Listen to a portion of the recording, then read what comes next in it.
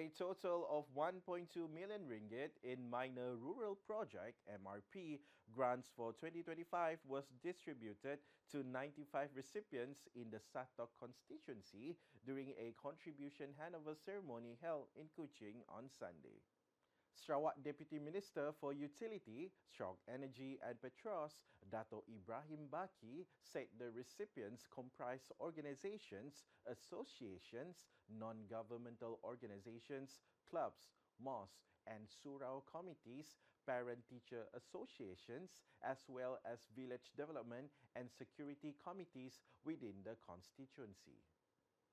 Speaking at the handover ceremony, the Sato Assemblyman said the allocations were channeled to assist community organizations in carrying out their respective activities and operations for the benefit of local residents.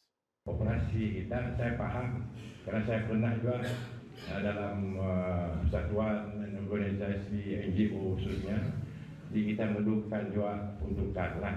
Nah, mudah ini kita nak operasi kita, aktiviti yang kita rancangkan. Jadi oleh sebabnya di atas kepahamannya saya memanglah